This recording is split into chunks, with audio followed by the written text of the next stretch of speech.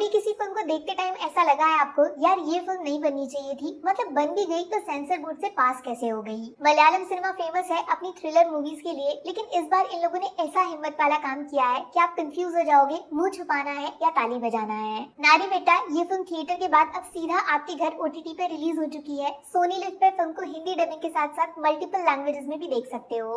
वैसे तो इस फिल्म का पोस्टर ही काफी है आपको इसकी तरफ खींचने के लिए, लेकिन यकीन मानिए इस पोस्टर के पीछे की जो कहानी छुपी है उसके लिए शायद इंडिया रेडी नहीं है। एक बेरोजगार इंसान की कहानी है ये, जिसको घर पे मम्मी से और रिश्तेदारों से तो बाहर पड़ोसियों से और अपनी इकलौती लवर से बहुत ज्यादा ताने सुनने को मिलते हैं नौकरी के लिए। कमाल की बात यह है लड़का दिमाग से तेज है, पढ़ाई में बहुत अच्छा है और उसके सामने नई नौकरी का ऑफर लेटर खुला रखा है। तो फिर ऐसा क्यों है कि ये नौकरी नहीं करना चाहता? जवाब है पुलिस की यूनिफॉर्म, जिसमें उसको कोई इंटरेस्ट नहीं है, बल्कि और ज्यादा पढ़ाई करके ये उनका भी बॉस बनना चाहता है। बट माँ के इमोशनल ड्रामे के बाद और बचपन के प्यार से शादी का ऑफर ठुकराए जाने के बाद होता वही है जो किस्मत को मंजूर है। पुलिस यूनिफॉर्म में ये लड़का अपनी लाइफ की पहली नौकरी पुलिस में ज्वाइन करता है और पहली ही बार में एक नॉर्मल से केस में सीधे साधे आदमी को खुलेआम चाटा मार देता है। अब इसकी वजह से इसको भेजा जाता है एक पनिशमेंट पोस्टिंग पे। पुलिस लाइन में ये एक तरीका होता है उन ऑफिसर्स को सुधारने का जिनके दिमाग में पुलिस की ताकत जरूरत से ज्यादा घुस जाती है। कुछ घंटे बाद कुछ और ऑफिसर्स के साथ ये एक डरावने जंगल के बीचों बीच खड़ा है और सामने है कई सौ आदिवासी लोग जो अपने हक के लिए हड़ताल कर रहे हैं।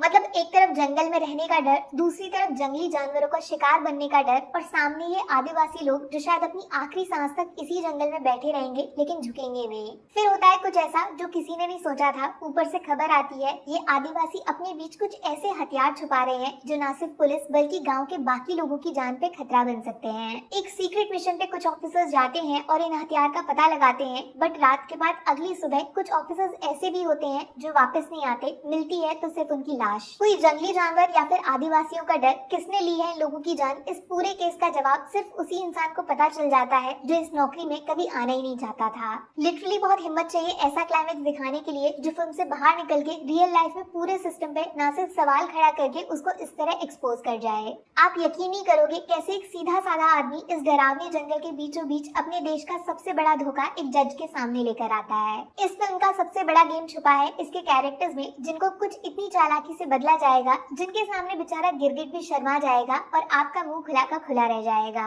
ये कोई नॉर्मल सस्पेंस थ्रिलर फिल्म नहीं है, एक डेयरिंग सिनेमा है जो शायद ज्यादा पॉपुलर नहीं हुआ इसीलिए कंट्रोवर्सी जैसे शब्द से बच गया। बट अगर 10 लोग भी इस फिल्म को उस तरीके से देखेंगे जैसे ये दिखाना चाहते हैं तो बहुत सारे सवाल उठेंगे, क्या पता फिल्म को हमेशा के लिए गायब कर दिया जाए।